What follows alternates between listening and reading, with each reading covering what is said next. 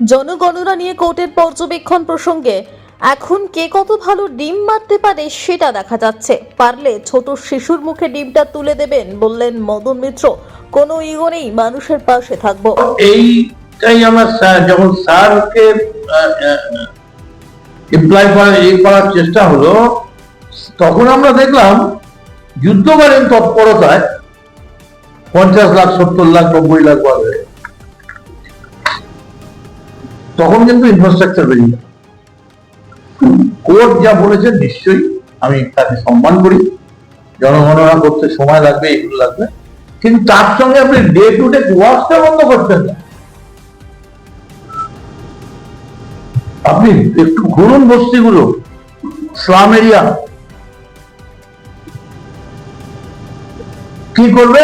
MLA যেতে পারে, MLA যাবে, একটা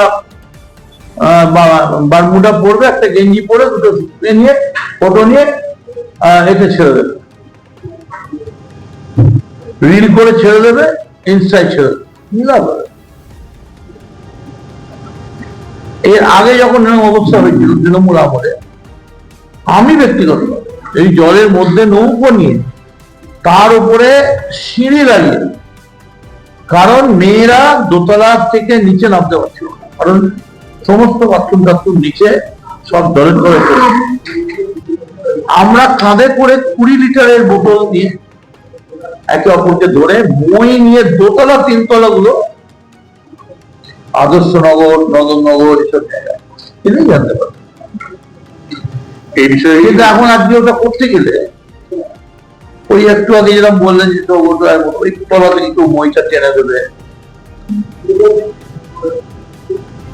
আগে জানতাম যে দ্রোণাচার্য পরশুরামরা তীরের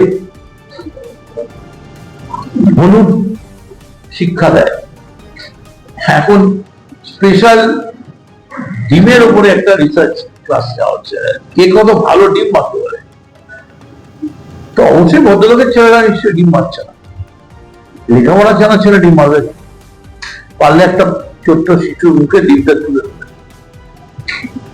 যারা ডিম মারছে তাদের এর উপরে অথরাইজেশন আছে, স্পেশালাইজেশন আছে, ডক্টরেট করা আছে। However, situation is worse. বৃষ্টি যদি আর 3-4 দিন এরকম চলতে থাকে আর সারা বাংলার পৌরসভাগুলোর কাজ এরকম বন্ধ হয়ে থাকে, মাইনে না হয়, তাহলে কিন্তু মানুষ খুব বিপদে পড়বে।